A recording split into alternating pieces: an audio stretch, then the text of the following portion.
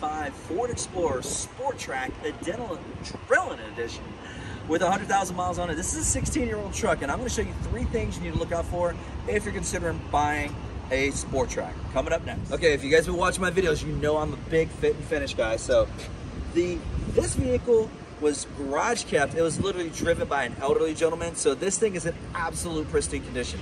But I want to show you, even in the best of conditions, the Ford quality in some vehicles is just not all there. So let me just show you something here. So one of the biggest issues I have with this vehicle, and practically any Ford vehicle, any Ford Explorer like this, is when you shut the door, these doors don't all the way shut. It's like it bounces back, and I'm giving it regular force, and the door is not shutting all the way. You have to basically slam the door that hard in order for it to close. Every door like this is like that. If I shut it like this is still not closing. The ajar comes off, and you have to basically slam the door shut. That is typical of a lot of Ford products. I find out in practically every Ford product I look at. But anyhow, me, I'm a fit and finish guy. I like just to check out and see how everything held up over the years. Like I said, this is a garage kept 16-year-old Ford Explorer. Everything is held up pretty well. This one's no accidents, clean Carfax, so you're not going to find any discolorization. The owner did keep this in the garage, so it looks really good. It's not a bad looking vehicle at all. If you're considering buying one, not a lot of problems I found with this particular one, but this guy had 48 service records done to the vehicle. That's a lot of maintenance, and you don't typically find that with trucks that are 16 years old.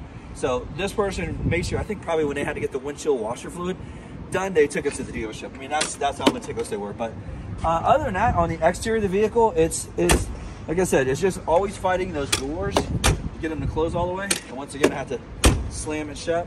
But, you know, as far as fit and finish goes, things fade now. It didn't really have an opportunity to fade out too much. Like I said, it was garage kept mostly in Florida.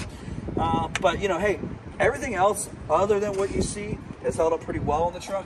One of the things that is a concern of mine, this one does have an aftermarket tonneau cover put on it, which is held up very well.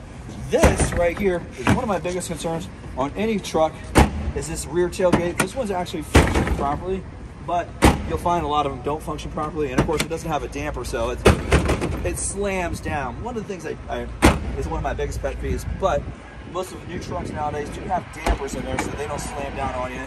So just watch out for that. But hey, other than that, I mean, this truck, you know, nothing is falling apart on it. It's held together really well. Some things just, you know, tend to get old over time. But I'm going to show you some stuff on the interior that surprised me that was actually coming apart. Okay, so let's talk about some of the finishes on the interior of the vehicle, fit and finish wise.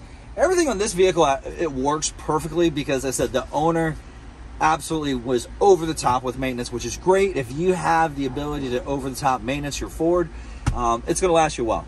But some things which did stand out, which I could not believe did fail, is actually the stitching on the steering wheel.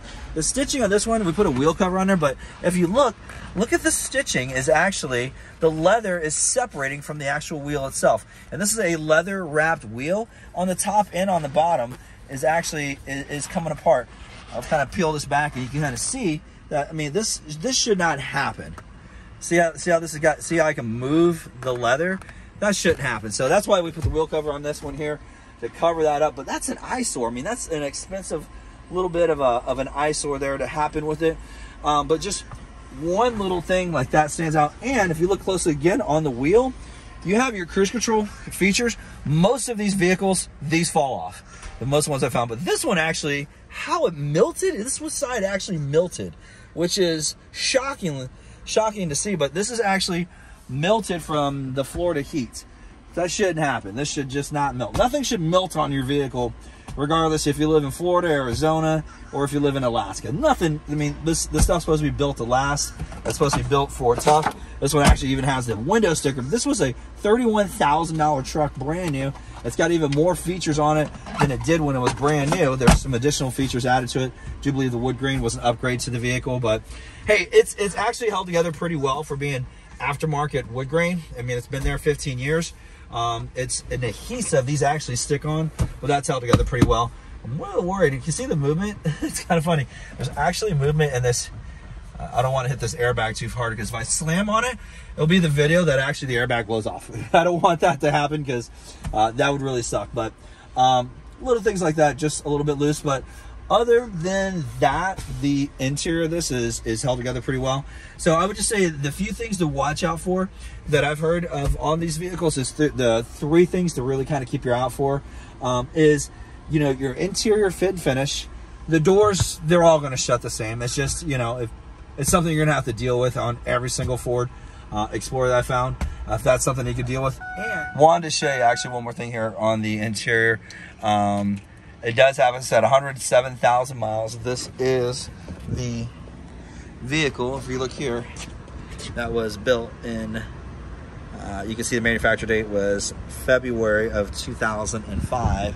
So this vehicle is officially 16 years old by manufacture date. But check this out here. So in the engine compartment, some things is that this guy really did so much on the maintenance. They actually had these bottles replaced just over the top of maintenance. The vehicle is really clean.